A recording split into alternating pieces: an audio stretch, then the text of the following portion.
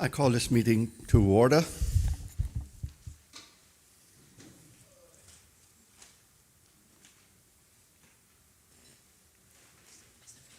Please be seated.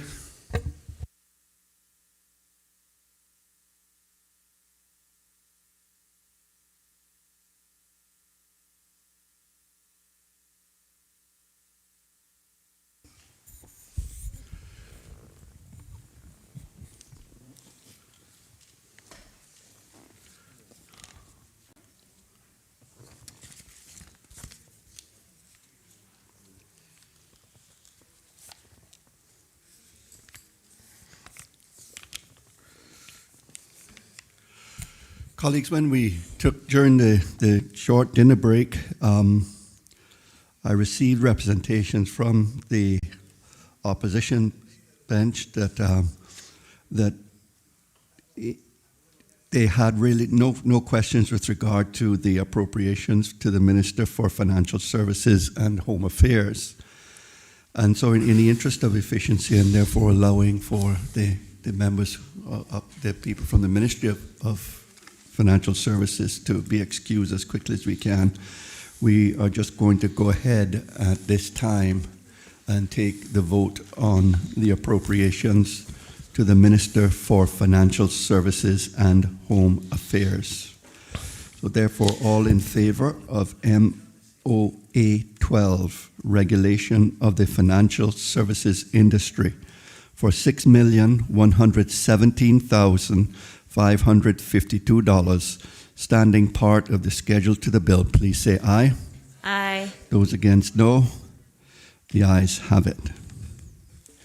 Mr. Speaker, if I can just take this opportunity to thank the members of the ministry team and including SEMA, and to put on record the government's thanks and gratitude for all the hard work that SEMA has done over the years, but in particular the last several months, to onboard all of the private funds in such a record time. Really would like to show our appreciation to them in this regard. Mr. Chairman, although we're not expecting to take any vote, there is a matter that came that had to do with hazard management that I want you to bear in mind. I'm not going to take it any further, but it's one I raised earlier, and then we thought we would deal with it here. But like I said, I just need you to bear in mind the discussion.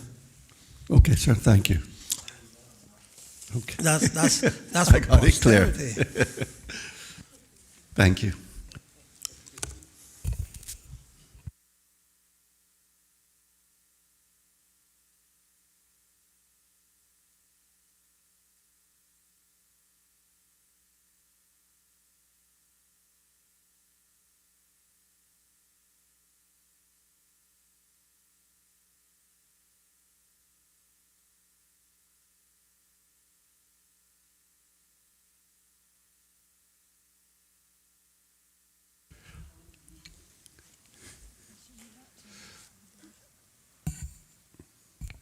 Minister of Education, I just want to thank you publicly for giving way to enable us to take that matter and deal with it. So we turn now and we come back to finish off the appropriations to the Minister for Education, Youth, Sports, Agriculture and Lands. TP 84, grants to farmers, $1 million. Oh, any questions? Member for Georgetown Central. Mr. Chairman. Oh, sorry. You have called someone else? Georgetown Central.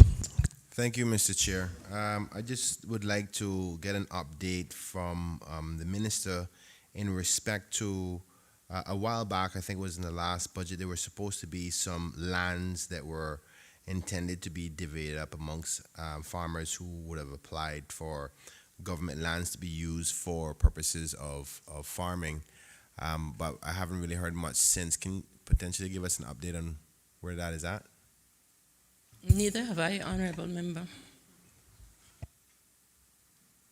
Thank you, Minister. Mr. Chair, I'm not sure how to respond to that. Would somebody in the ministry be able to tell us?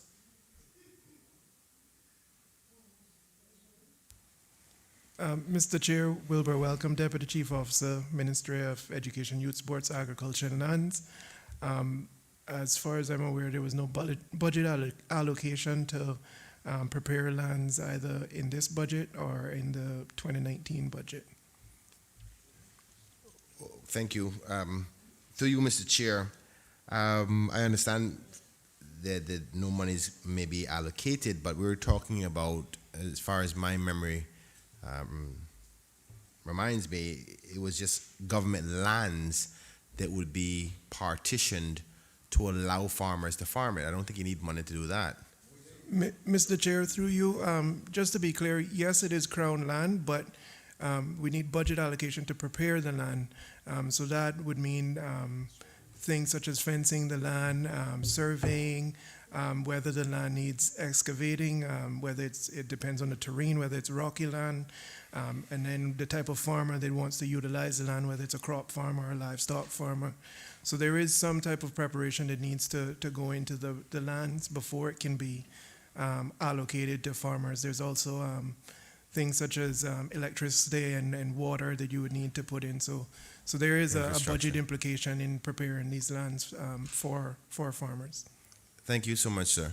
Mr. Chair, through you, can the minister say, on behalf of the cabinet, why, when it was a commitment given to this honorable house, that was a policy position of the administration to move forward with that for the farmers of Cayman? Is there any reason?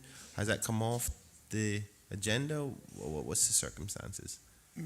Mr. Chair, just briefly, we have budgeted for the purchase of an excavator for the Department of Agriculture, which we think will go a long way in assisting us in beginning to prepare these lands. Further than that, we've begun discussions regarding how to possibly divide these lands. As I'm sure everyone can imagine, there's a lot more farmers than land that we have available. So we are still contemplating the whole policy behind the division of these, the preparation and division of these crown lands. Thank you, Mr. Wilbur. And Mr. Chair, through you, I want to ask the question to the minister, because this is a matter of a political policy position.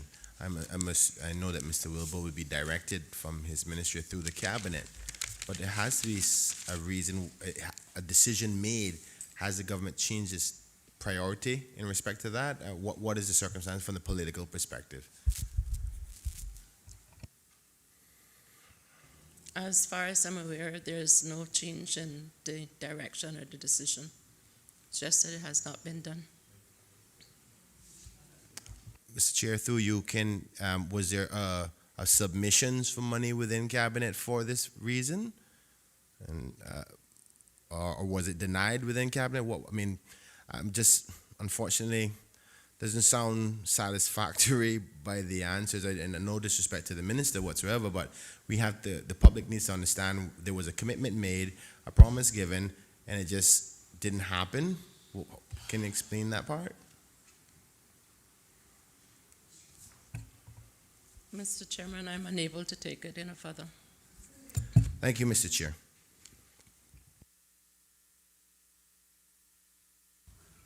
Oh, member for East End. Thank you, Mr. Chairman. Mr. Chairman, I'm just wondering if the minister can say if exactly what this $1 million is for.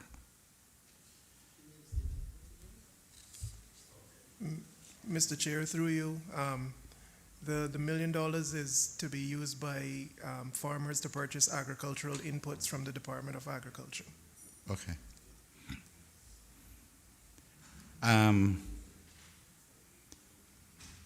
When is the Agriculture Department going to, and I believe I see Mr. Eswick is here, going to be able to service livestock farmers better, like having a portable cattle chute?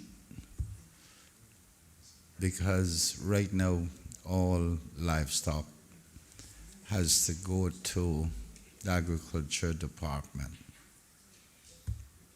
for treatment.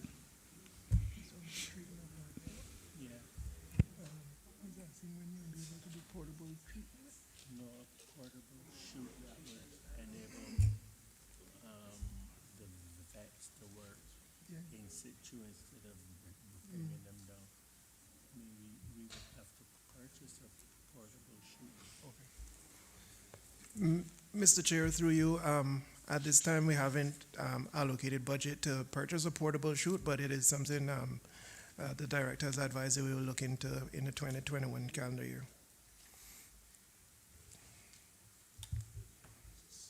We have encouraged, that's one of the things we had on the sheet. We have encouraged farmers that have that to build their own chute. I wonder if the minister can commit to, I mean, we're talking about $20,000 is all we're talking about to get a portable chute and the fence and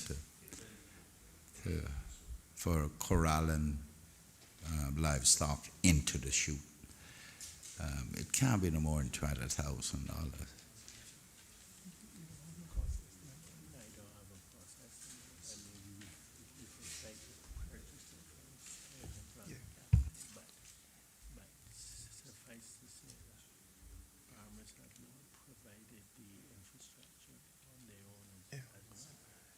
Mr. Chair, through you, we'll undertake to get the quotes and look at procuring a portable chute.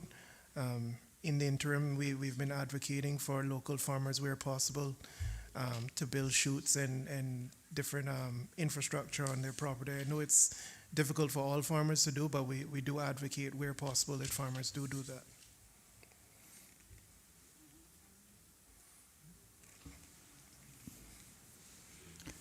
I wonder if there are many farmers in this country doing livestock that can build chutes, and I believe it would be better facilitated by having a portable one, wherein it can be transported to farmers that are unable to do it. I don't know if that's a message being sent or something, but I'm sure those of us who can afford it better start building one. Yeah? Mr. Speaker, just to confirm, the department and the ministry will look into purchasing a portable chute to augment and supplement the services currently offered by the department. I just want to publicly thank the two doctors, three of them, I believe. Three?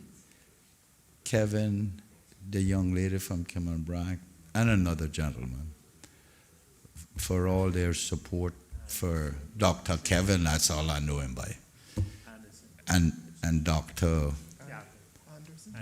Chisholm and Dr. I don't know what other one name, but I call it Anderson.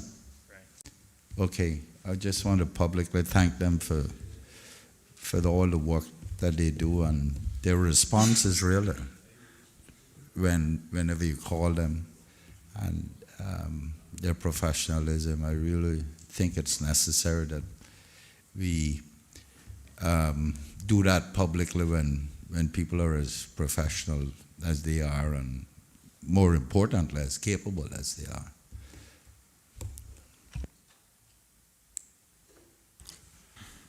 Member for Bordentown West. Thank you, Mr. Chairman. Through you to the Honorable Minister.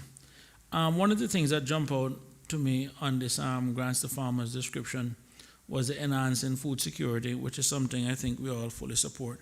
Have there been any policy or any work done in terms of where we're looking to take that in terms of the next step with regards to food security?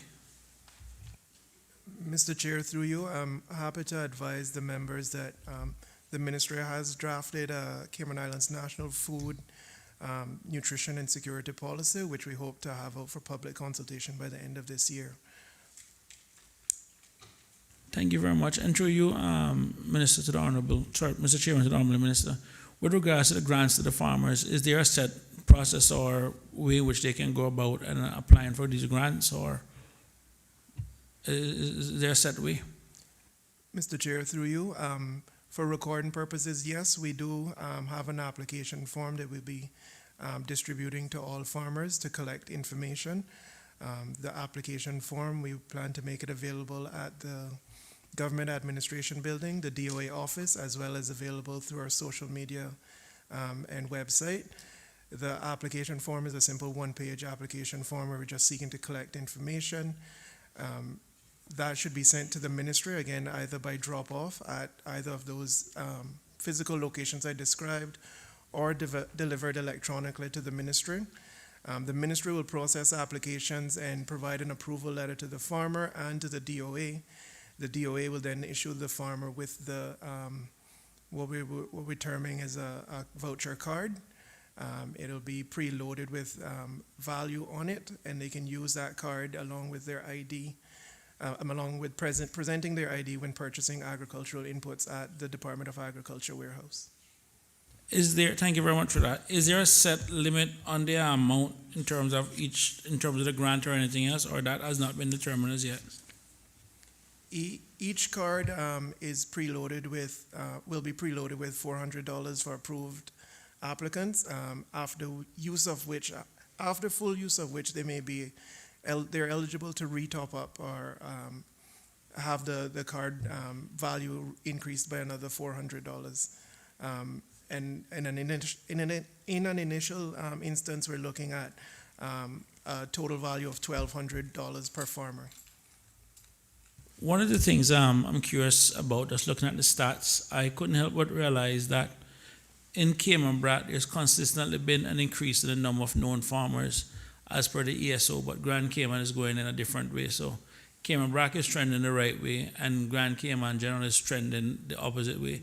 Are there any programs or anything that we're looking at that we can probably do to probably get more people interested in the farming industry in Grand Cayman? Mr. Chair, through you, yes, as a ministry and as a department, we've developed programs that we've done outreach to local farmers and persons interested in farming. We're also working with the Youth Services Unit and other sectors of the ministry to try to target youth in agriculture. And last but not least, the Cayman Islands National Food Security and Nutrition Policy that I mentioned earlier has plans which we plan to consult on to increase not only farmers but youth in farming as well as women in agriculture. Thank you very much. And Mr. Chairman, I just want to end by just saying that I encourage all members of this Honorable House to do what we can do to promote more people into farming, and this is not just something we should leave to the minister and the ministry alone. Thank you. Member for Northside. To you, Mr. Chairman, can the minister say whether the promotion of farming will include the building of farm roads for people who are willing up to give their land to build a road on?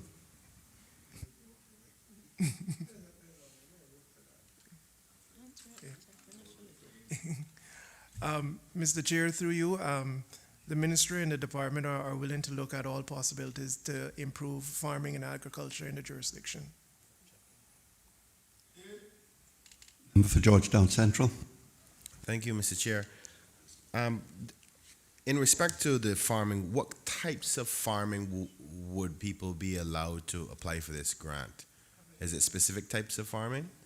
No, it's in general for all farmers. So you have to be Caymanian, which is similar to the other criteria for the other grants that have been used for different sectors by the Cayman Islands government, and known as a member of the farming community, which we have an extensive list based on the recent issues we went through with COVID-19 curfew.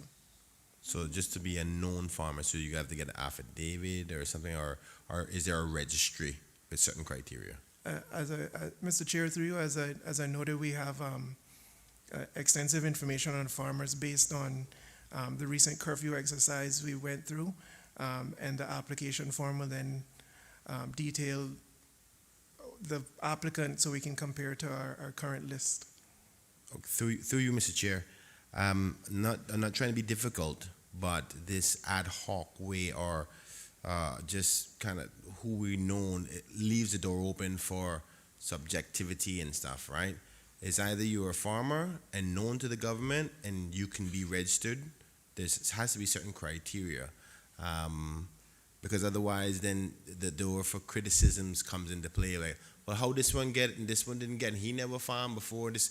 You know what I'm saying? And we don't want to try to avoid that, particularly because the government is providing necessary money to help farmers. But you'd be surprised how many farmers may pop up now that there's $1 million available. So that's why I'm just trying to get that. But you're saying you're going to use the list that you have as known farmers to be able to grant the money? Mr. Chair, through you, we have several ways to recognize farmers in the jurisdiction.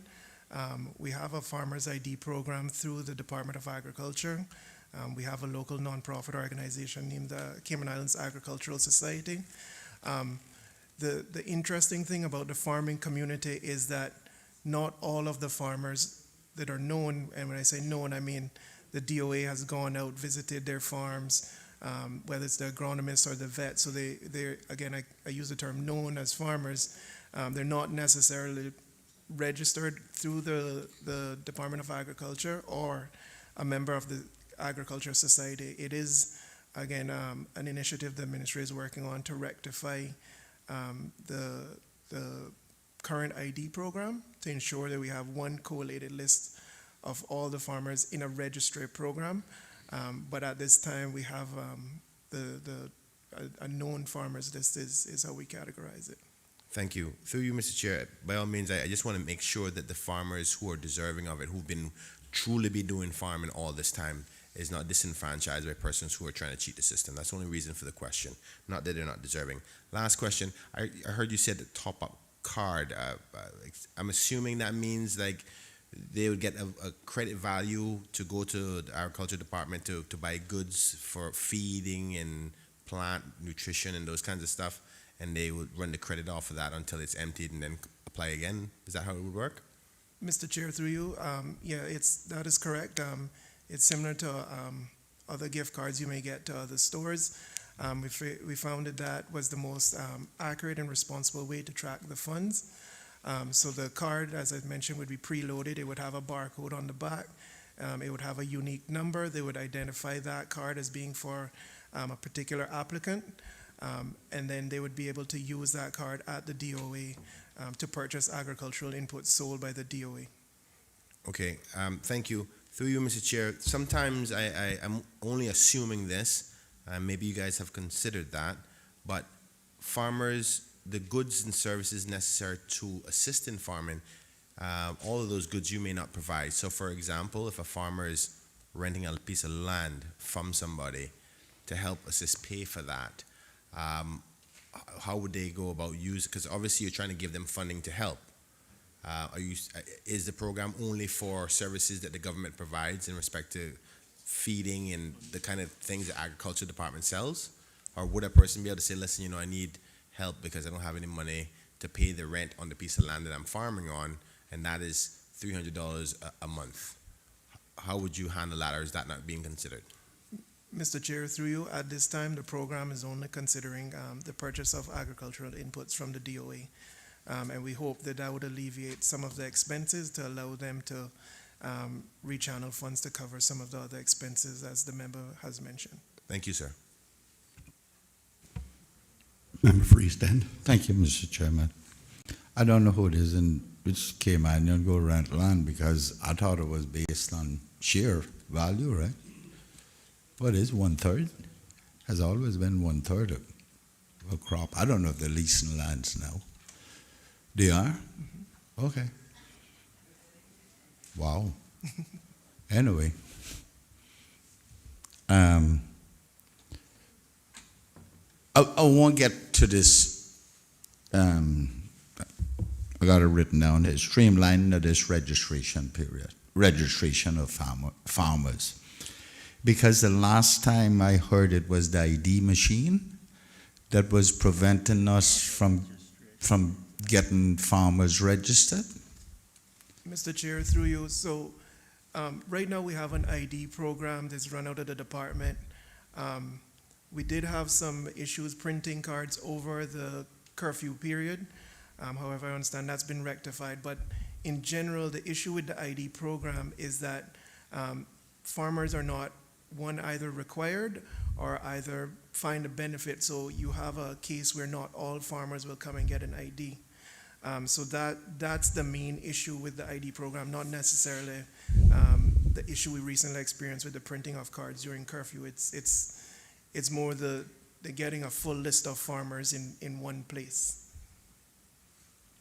Mr. Chairman, I don't know, because I have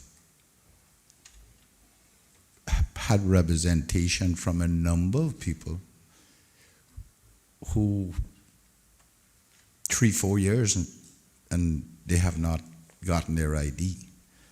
And that, as I understand it, was they were having difficulties with the machine.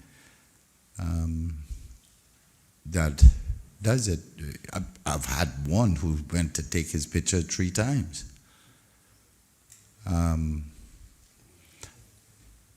Now, I can only tell you what I have received. And I know that's a genuine produce and livestock farmer. Then you get the livestock farmers, the older ones, who can't get their ID, or if they got it, it expired, or whatever the case may be, and cannot get it reissued. And it always goes back to the ID machine. And those who have asked, who have made the application for farmer identification, their farms have been visited on a number of occasions, but it still hasn't been done. I don't know where the issue arises, but the reason I've been given is that the ID machine was given problems. I don't know if we need to buy a new system. If that's the case, then maybe that would be the first area to address. Mr. Chair, through you, as a whole, we want to revisit the whole Farmers ID program and convert it to function more as a registry. And part of that review that we're undertaking would include the considerations of new ID machines or other appropriate equipment to ensure that the registry functions properly. As I mentioned earlier, the ID program isn't a holistic program currently, despite whether you have the printed card or not. There are some farmers that just don't apply. And we know they're farmers, we know they're out there, their farms are visited, they get services from DOA. So again, the ministry and DOA are taking a holistic look at the ID program and any supporting infrastructure needed to rectify that into a more succinct and appropriate registry of farmers. But the list that government has includes farmers other than those that are registered. Mr. Speaker, through you, yes. And those are considered farmers and will be given grants to assist them too. Mr. Speaker, through you, from my understanding, yes. And that's not an ongoing thing though. That's only going to start with this $1 million. Is it? Mr. Speaker, correct. Until we are able to rectify the ID program to include all farmers in an appropriate manner, I can't speak to future programs, but how this program is envisaged to work, the member is correct. That all those that are listed as well will be supported. Yes. Those that are on that list that government has someplace, which includes those that are registered, those that aren't, based on knowledge that those people are doing farming. Mr. Speaker, yes, that's correct. Well, wouldn't it be, and I'm merely asking, wouldn't it be more efficient at this stage than that we know who they are to just issue them with an ID?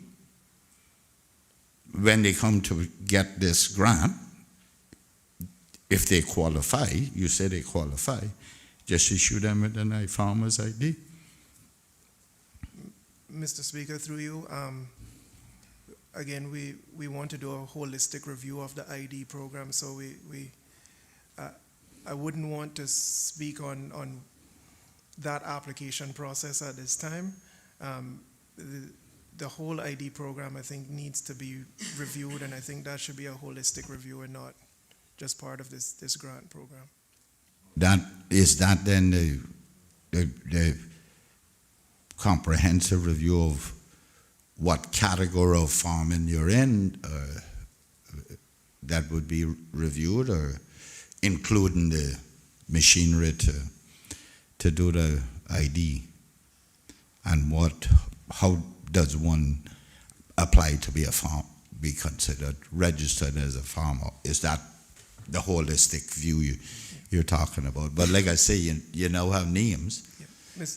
Mr. Speaker, through you, the member is correct. Again, we plan to take a holistic review of the criteria and as well as the type of farms and the assistance provided to each level of farmer or benefits to each level of farmer as well. So it will be a holistic review or overhaul or revamp or whatever word you want to use of the current ID system, which we've found quite problematic. And based on the feedback we've received from farmers, they've also found it problematic, not just from the standpoint of receiving actual IDs, but also from the lack of benefits or the general benefits thereof.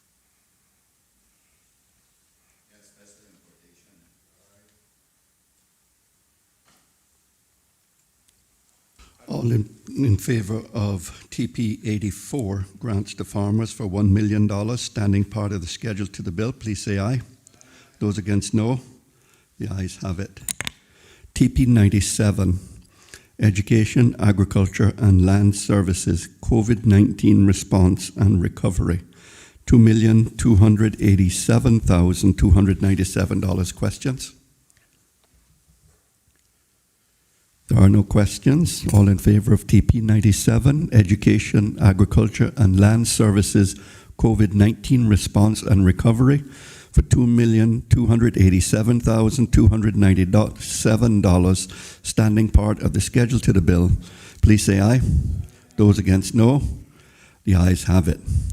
TP 98, Youth and Sports Services, COVID-19 Response and Recovery, $847,116. Are there any questions? Mr. Chair.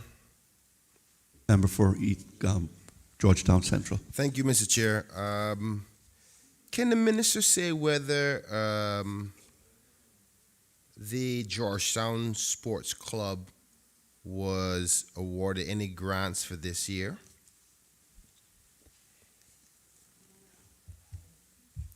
TP 98. Mr. Chairman, through you, Joel Francis, Deputy Chief Officer, Ministry of Education, Youth, Sports, Agriculture and Lands. We have not had any representation from the Georgetown Sports Club for assistance this year. We have assisted the Georgetown Sports Club in the past with their fundraising efforts, but they have not presented for any assistance this year, sir. Thank you. Through you, Mr. Chair, can the minister say what is the normal amount for a grant to a sport club? It depends on what they want to do, sir. But currently, the guidelines we follow within the ministry is a cap at $12,000 per annum. Thank you. Thank you, sir.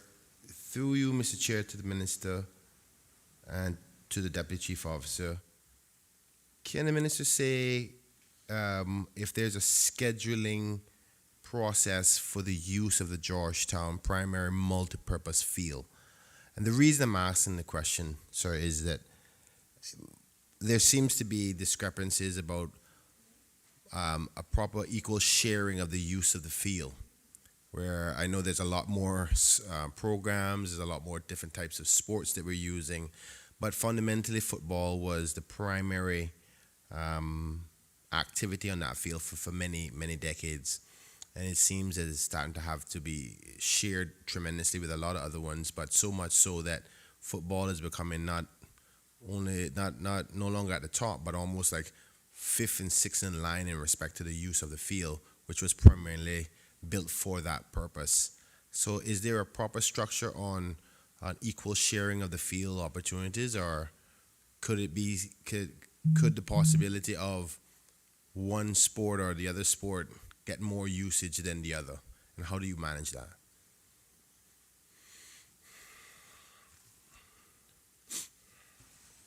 Mr. Chairman, through you, the field is one of the most heavily used fields in all of the Cayman Islands and is shared between the education system and sports.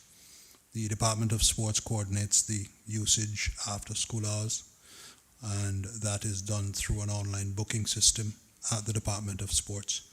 And so they're handled on that basis. Applications are made at the department and the bookings are done. Thank you. Through you, Mr. Chair, are you guys having any difficulty with a high demand and usage of the field by the various different clubs?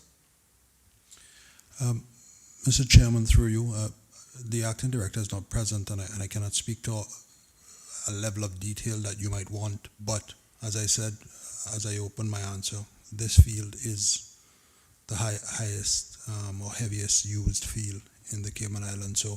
So I would imagine there is competition for its use. Yes, sir. Thank you, sir. And through you, Mr. Chair, is this the only field in the Georgetown area that government is in control of that is available to sporting clubs to be used? Or is it just specifically because that's the one everybody wants to go to? There are a number of facilities in the Georgetown area, sir. There's the annex, there are the Cox Courts, there's... Specifically to football related, sorry. There's the Truman Borden Sports Complex, which is used for national team programs. And there's also the George Hicks, what we traditionally call the George Hicks walking track. So those are there's two areas in Georgetown that are available to go to the sports department and request to use the field. I wouldn't want to. I don't manage it on a daily basis, sir. So if I might ask for time to clarify all of the facilities under the control of the Department of Sports. We've released the staff because we had handled these related headings before. So the answer is there are a number of sporting facilities in Georgetown, but Annex is in high demand. Thank you, sir. Just going off of my memory, and obviously we both use a memory here, but I think where the problem may lie is that we know that the Georgetown Sports Complex, known as the Annex, is the one appropriately built for by FIFA and CIFA for football purposes, and I'm not sure if there's any other facilities other than the Truman Borden, which we accept is for national training. Therefore, the football element, I know that there's the other fields out there that can be used for say, for instance, flag football and what have you, and the other types of sporting events that needs a large field. But specifically to football, there's very limited space. So I'm going to make a suggestion that football should be given at least a extra priority in respect to allocations, because that is one of the only main locations that football can be done, at least in the Georgetown area. And the fact that they're being pushed down the ranks of priority is what is probably causing much of the concerns that has been reflected back to me as a representative in the Georgetown area. So that's only a suggestion. Thank you, Mr. Chair. All in favor of TP 98, Youth and Sports Services, COVID-19 response and recovery. $847,116 standing part of the schedule to the bill. Please say aye. Those against, no. Ayes have it. EI 12, Ministry of Education, Youth, Sports, Agriculture and Lands, $22,679,533. Questions? Mr. Chair. Member for Georgetown Central. Thank you, Mr. Chair. Can I ask the Minister if there's been any updates in respect to the installation of the basketball court at the Georgetown Primary School that is in hopes to be also used by the community by way of multi-use for the primary school as well as the average public in the evenings. I know the minister had given me some promises in a few months back. Any updates? Mr. Chair, through you, Wilbur Welcome, Deputy Chief Officer, Ministry of Education, Youth, Sports, Agriculture and Lands. I'm happy to report that we've gone through the procurement process for many of the aspects of the renovations that need to be undertaken. Procurement has been completed for the new lights. Procurement has been completed for the new hoops. The application for the parking lot, the plans have been completed and the application has been filed with the CPA. And the last procurement, which we're hoping to wrap up before the end of October, is for the new fencing. So all is on schedule to be completed by the end of the year, as promised at the last Finance Committee. Thank you so much, sir. That's music to my ears, and I thank the minister and the ministry and the cabinet because this basketball court is going to be important to the community of the Georgetown area, not only Georgetown Central, but all parts of Georgetown.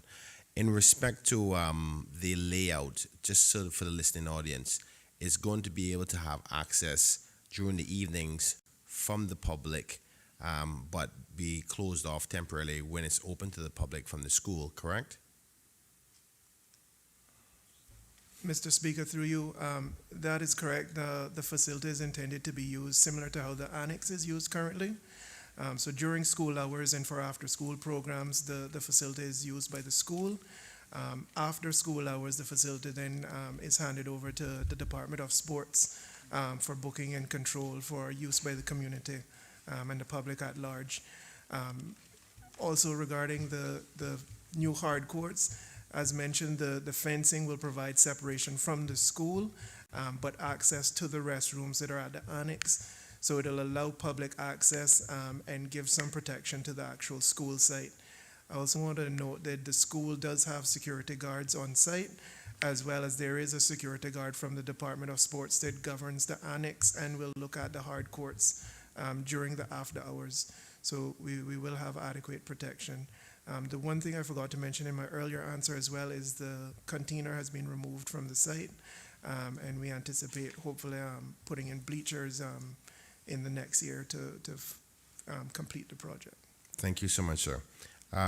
Just for clarity, when it's not booked by the sports department, it would just be available for the open public, so kids in the area can just grab their basketball after school and just walk down to the court and play as long as there's nothing booked, correct? Mr. Chair, through you, that is the intention. I also want to note that it won't just be a basketball facility. The court is currently marked for netball as well, and the hoops we have procured are interchangeable to allow for either basketball or netball. So we do want to encourage not only basketball, but persons who wish to play netball as well. Thank you. Moving on to the another question area. Across the street, as you know, government has a crown piece of property where the food market was for the Macfield Square. We've spoke about it in other finance committee. Is there been any updates in respect to what's happening there? Mr. Chair, through you, the latest update I've received is the seamstress that was occupying the building, authorized building on the site, has vacated the premises, and the government is considering the next steps of the site. We don't want new illegal occupation of the site, so that is the first consideration that we're making at this time, whether to do some refurbishments of the site to ensure no future illegal occupation. Well, thank you, sir. And through you, Mr. Chair, I would love to meet with the minister in respect to a great opportunity in the area to turn into a positive element. I'd be happy to meet with the minister off air. Another area of lands, and the topic of lands, is unfortunately today we had a minor issue at the front of the LA in respect to the fish market, known to most persons right out here on the waterfront. Unfortunately, the fishermen have been told they cannot go back there because it's privately owned. Is the minister and this administration willing to consider purchasing the property because it's become more of a historical location over the many decades of being used there? It's quite difficult where the fishermen have now been told they cannot go back there after the COVID-19 matters.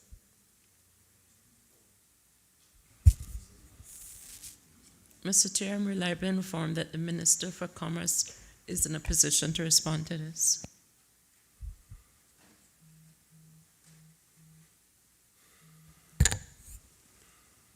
Mr. Chairman, through you, sir, I have been having meetings with the fishermen. I had a meeting this morning with them. We've had, in two separate occasions, once through myself and the second time officially through the Ministry of Lands, approached the landowner about purchasing the land.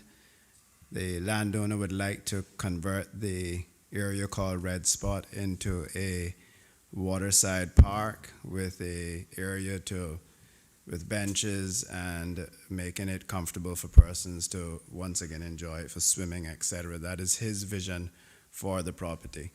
I will be meeting with the landowner again to discuss it once more, but in today's meeting with the fishermen, we identified a few other spots along the Georgetown waterfront that we will investigate to whether or not we can utilize those areas.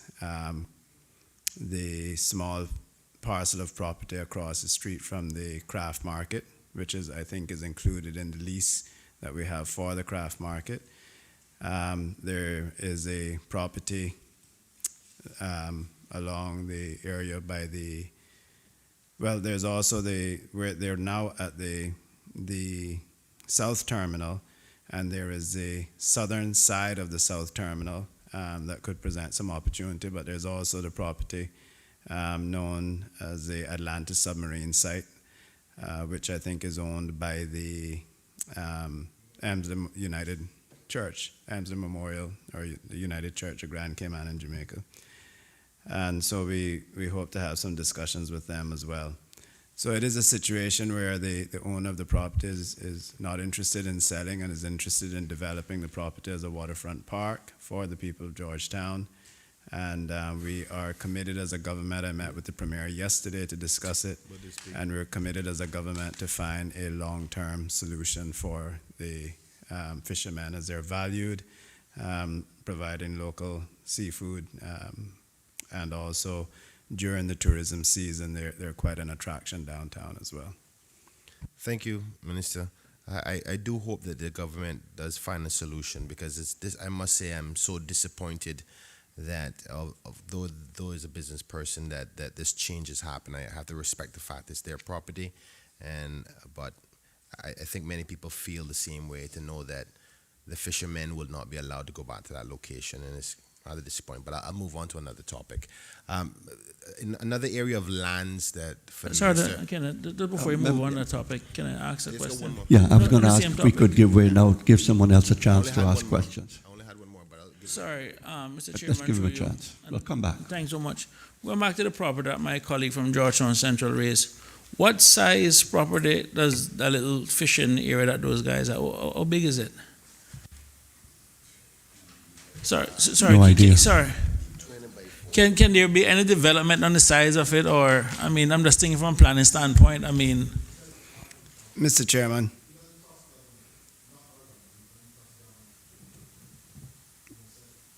Mr. Chairman, he doesn't want it.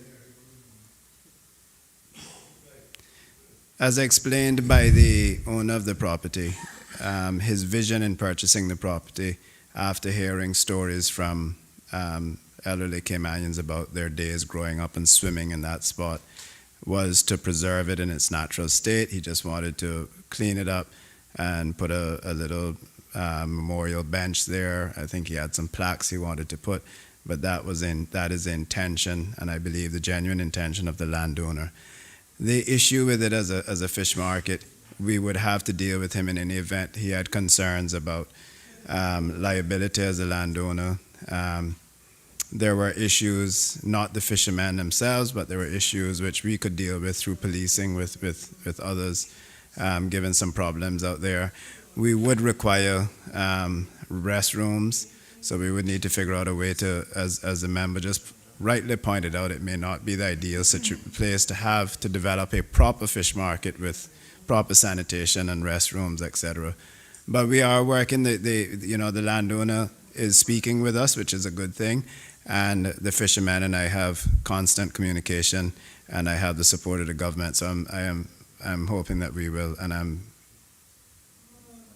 certain that we will find a solution. Thank you, Mr. Chairman. I just wanted to, on that question, I yield back to the member for Georgetown Central so you can continue.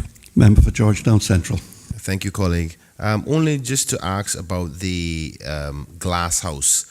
For some time, I know that from the previous administration, the government had plans in respect to that location.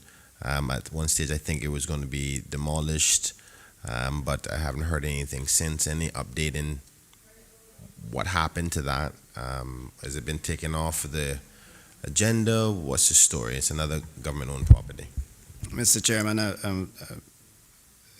with the blessings of the minister, that falls within my ministry as well. Mr. Chairman, we were in the process of once again. We went through several iterations of what to do with that property, whether the building could be saved, whether to demolish the building entirely, how could the building be demolished. So I think as a government came to the conclusion that the building would be demolished. We were, prior to the COVID lockdown, we were in the process of preparing the tender documents. That I believe has it certainly has fallen off as a priority during the COVID pandemic, but the thoughts there were as well to develop the area, possibly with a little monument using some parts, or even leaving the four pillars, corners of the glass house, but develop that area as a park for the public. That sounds amazing. Last question, and I support that kind of monumental idea. Well, okay, that's good because we're going to be a part of it. That being said, Mr. Chair, can the minister say if the government is willing to consider purchasing, there's some adjacent lands close to the government administration building that is now up for sale, and as a part of the whole overall growth of civil service, as well as trying to find more land in the Georgetown area and close to the central Scranton Park, would the government willing to consider properties that are for sale adjacent to, literally alongside the government building? It's actually before they get off the market by some private developer.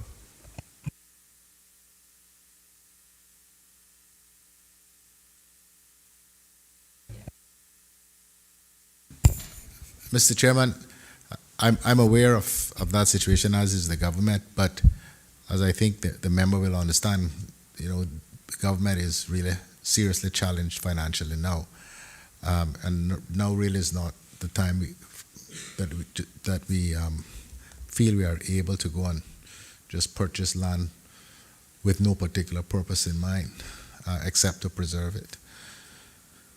So, we put off a lot of things simply because we have to until we get through this financial and economic and public health crisis. Member for Bodden Town West. Thank you, Mr. Chairman. Just bringing it back to the actual vote now. I noticed just breakdown for the 22.679 million. It involves the purchase of laptops and also some construction work. Is there a breakdown between the actual laptops versus the amount being spent on construction purposes?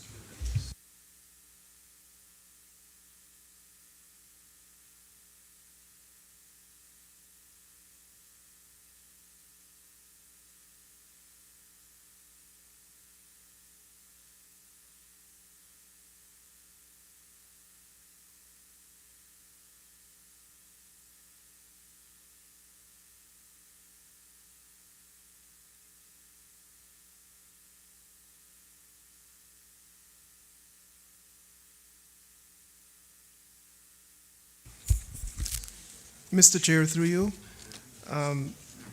there's 1,875,000 which is allocated to the laptops, and the remaining balance is allocated to New John Gray High School construction. Thank you very much. With regards to the 1,875,000, how much laptops are we looking to buy with that?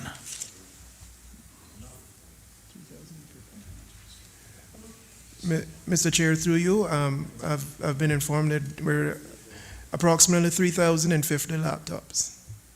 3,050?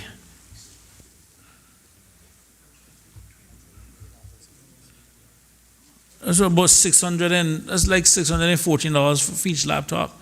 I mean, there was a special, I think, that some of these companies were running during COVID where those laptops were running like $250, $300. Oh. Okay. With regards to the okay, thank you very much for that. With regards to the actual construction costs, is this project overruns, or is this just how the work is being split between different financial years? Mr. Chair, through you, these are not project overruns. This is just how the capital has been split over the 2-year budget. The project is on budget. We started a little late due to COVID, but it is on budget, and we do anticipate no overruns at this time. Okay, well, that's pretty good, because if you start late and then you're basically spending ahead of schedule, that's actually very efficient.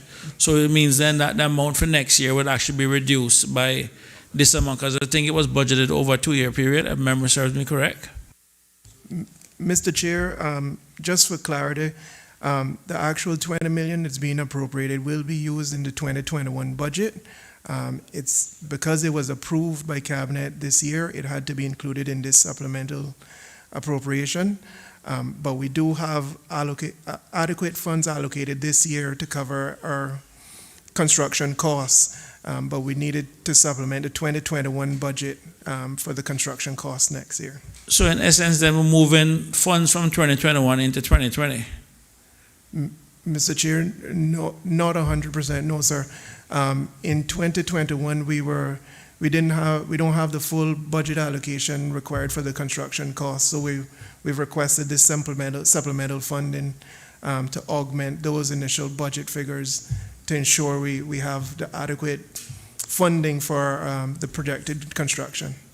So in essence, then you're asking for 20 million more than what was previously budgeted then? Mr. Chair, in 2021, yes, sir, but it is in this supplemental appropriation. Sorry, I'm a bit lost. I'm just trying, because there's a 2-year budget. Maybe the Ministry of Finance can actually help me with my understanding of this one now. Because unlike in Cayman Airways, we brought the 5 million from 2021 into 2020, which Cabinet had actually approved. I'm trying to understand if this is this going to still equal the total amount that we originally put inside the budget? So this is in addition to. So there's an extra 20 million then that we're taking there. So it's above budget then. It's above what we budgeted then.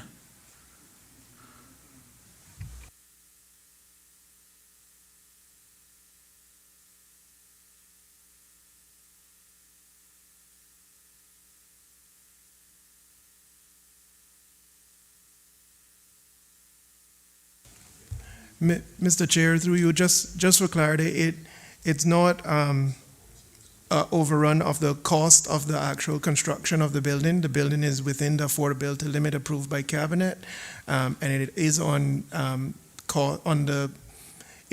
track on the expected cost that we expected to incur.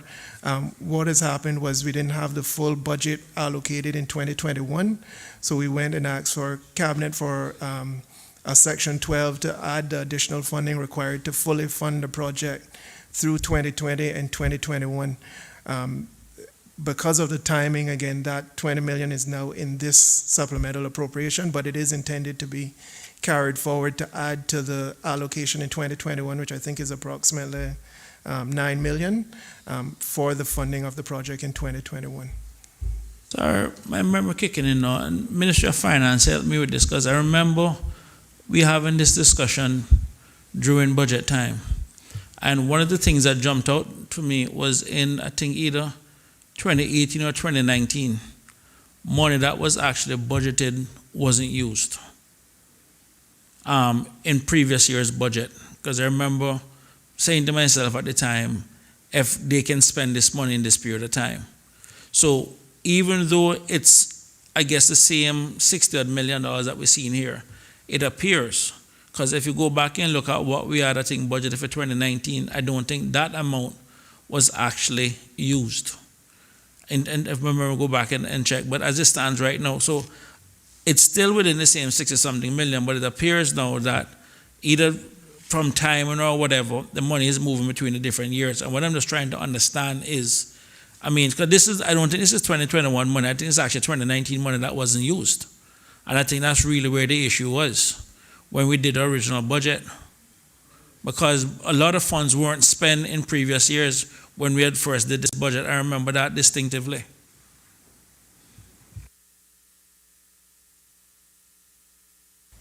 Mr. Chair, through you, just in general, the appropriate legislation was changed several years ago to allow for two-year budgeting. So the 2020 and 2021 budget is the first two-year budget where you can carry funds over to the next year or bring funds forward. The 2019 funds after that budget year, those funds were go back into general revenue or fall away, for lack of a better term. So we did have a budget in 2019 for New John Gray High School, but the construction only started in earnest in 2020. So those funds at that time would have fallen away. So in 2020, we had an allocation of approximately $33 million. And in 2021, there's a budget allocation of approximately $9 million. So in essence, you're coming back now for the money that fall away that you didn't spend. And that's what I've been trying to ask. So that is really the answer we're trying to get at here. All right, no, I understand it. No, I just want...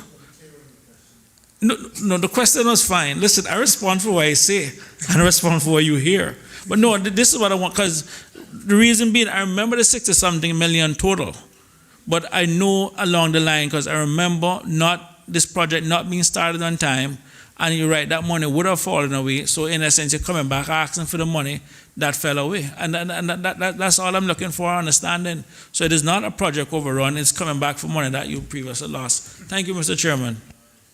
All in favor of Leader of the Opposition.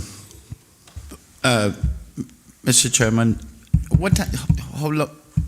wonder if the minister can tell us, when is it that this school will be finished, and what will the overall cost be to have this school totally occupied? Mr. Chair, through you, the New John Gray High School Project A, which is the main high school building, will be opened in two phases. Phase 1, which is scheduled for open in August 2021, and that includes Sector 1, which is the SEN area, the kitchen, the administration building, Sector 5, which is the TVET building, which includes construction, automotive, robotics, catering, and food and textiles, and Sector 6, which is performing arts, music, drama, dance, auditorium, and practice rooms. And then Phase 2 is opening in August 2022, which is the rest of the school. And just to be clear, the project is split up into projects A, B, and C. A is the main high school campus. Project B is the refurbishment of the George Hicks campus. And Project C is the refurbishment or the demolition of the current SciFit campus to create sports facilities.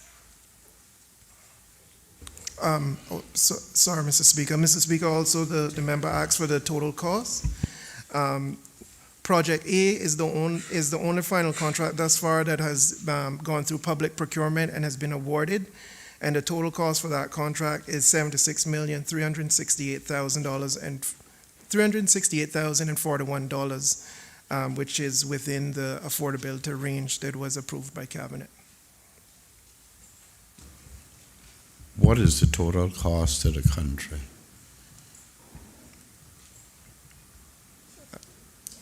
The total cost to the country.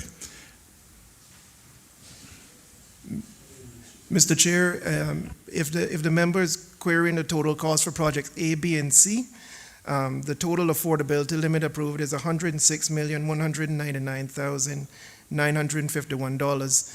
However, as I mentioned, projects B and C, the contracts have not been awarded for those as yet.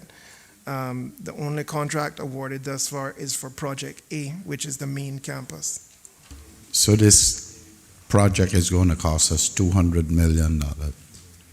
Mr. Chair, no, that's incorrect. Just to be clear, project A is $76,368,041. That is project A. Project B and C will make up the difference to the total figure that I gave. So the total cost is $106,199,951. That's what we intend spending on it. Good.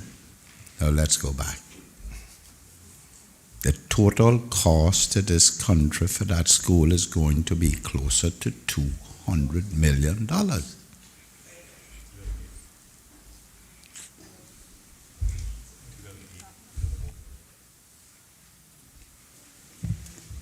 That gonna be tied around somebody's neck inside here. Member for Mr. Chairman, this school started a long time ago, you know.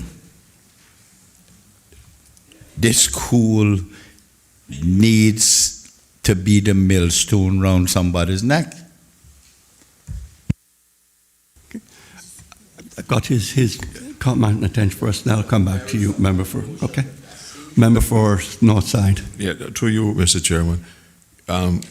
As I understand it, the catchment area for Clifton Hunter High School had to be moved all the way down to, I think it was Selkirk Drive, because of the inability of the existing facilities in Georgetown to accommodate the students. My question is, the coming on stream of the main campus for John Gray High School, is that going to, is the catchment area going to be moved back to, I think originally it was somewhere around Harts Drive in Savannah or Woodland Drive or something, to reduce the pressure on Clifton Hunter, which at the moment is busting at the seams?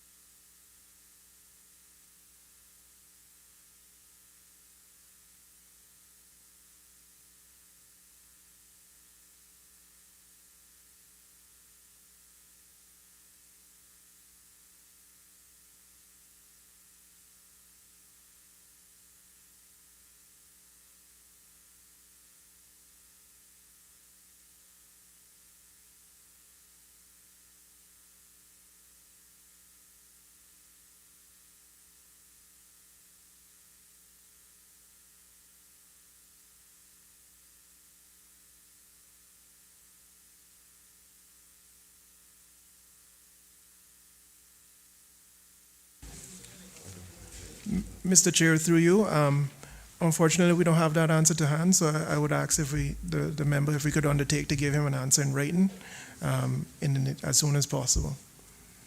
Yeah, the follow-up would be, is there any plans for 2022 and 2023 budget to include the 4th Academy at Clifton Hunter High School?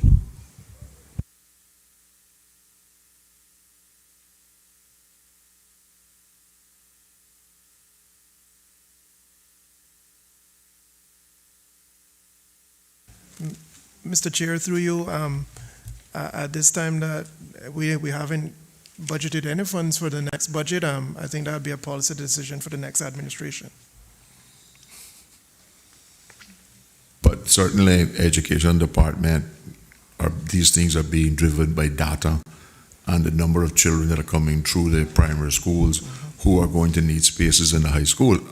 And this is not an arbitrary decision that the new administration should be taking based on, there should be some long-term planning here, which transitions, changes or possible changes in administration.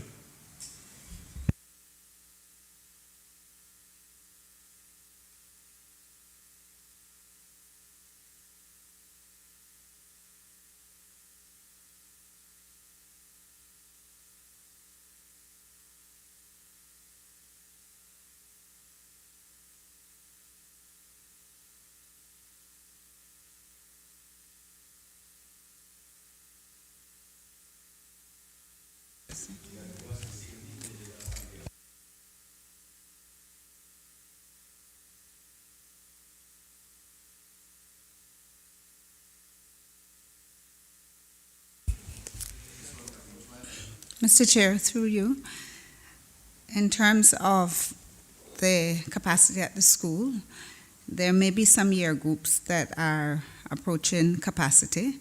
We do have statistics going into 2025 in terms of expected population. And as always, in consideration, we look at that in terms of NF4 planning or any capital works going forward.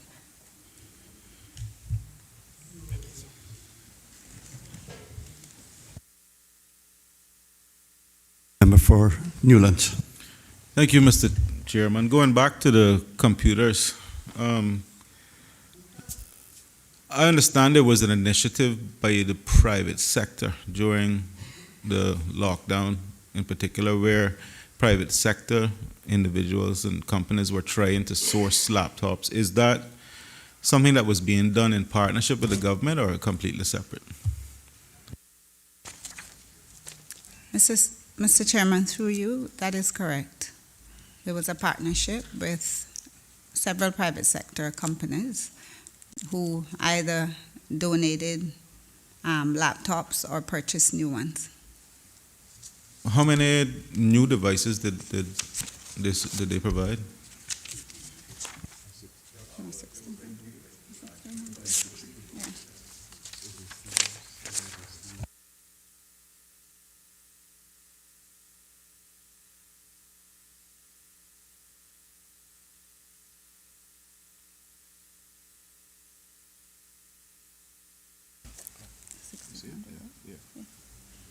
Mr. Chairman, through you, the total of 1,600 laptops.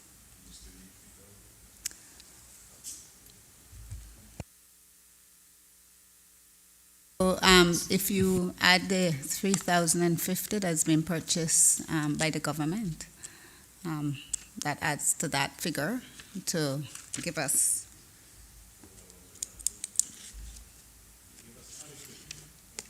Yes. Well, I understand, Mr. Chairman, that the need was much greater than that. That an assessment was done, and the need was in the well over 10,000, is what I was told. But I stand to be corrected. I'm just trying to verify what the demand is, what the need is. Mr. Chair, through you, the current enrollment is 5,151 students. So we'll be looking to purchase or procure that amount of laptops. We continue to have continued collaboration with other outside agencies and private partners. So we're assured that we will be able to supply all students.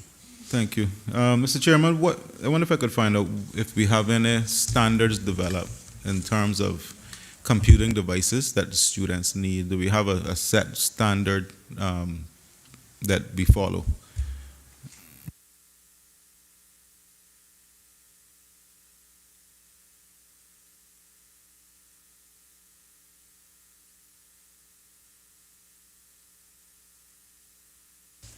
Mr. Chair, through you, yes, we do have set specifications for the laptops, and this has been a project by our ICT department.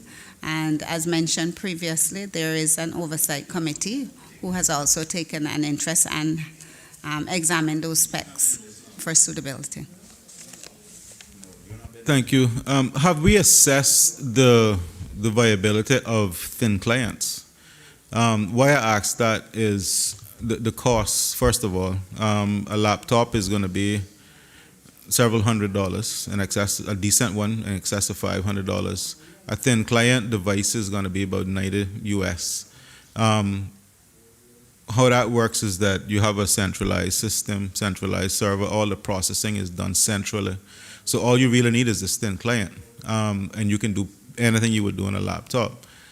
Have we assessed the feasibility of using those instead of purchasing laptops? Because I envisage later on you're going to have to upgrade them, you're going to have to replace them, they're going to get dropped and damaged. You're not going to have centralized storage, you're going to have people using them for things they shouldn't use them. Every company in Cayman just about it had to operate virtually during lockdown, use these virtual devices and centralized processing. So have we looked at that possibility? Mr. Chair, through you. There was a group of our IT technocrats who looked at the laptops or the iPads or the devices suitable for our students, and I would like to say here that the devices for the younger students are different from the older students because of their need. They did determine that these devices that they are purchasing are the devices that are suitable for the needs. I cannot answer about the thin clients. As was mentioned before, Mr. Dirksen is not here, so certainly we could pose that question to him for a response to you. Yeah, I would be interested in knowing if you could provide information, because I mean I know major corporations that are operating that way while their staff are at home, so it would be a huge cost savings and quite easy to manage, and you would need probably a quarter of the manpower you would need to manage these laptops.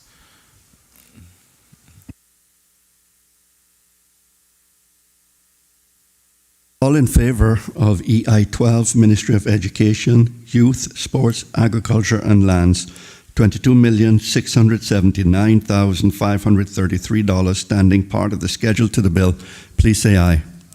Those against, no. The ayes have it. Colleagues, that concludes the appropriations to the Minister for Education, Youth, Sports, Agriculture and Lands. Minister, closing comment? No?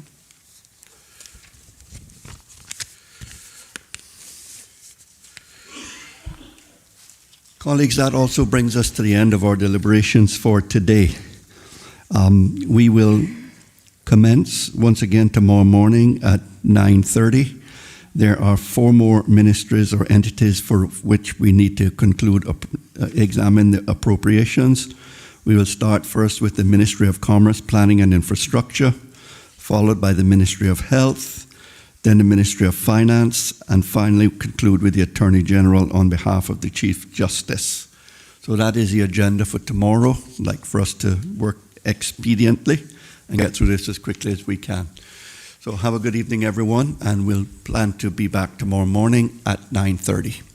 Proceedings are concluded.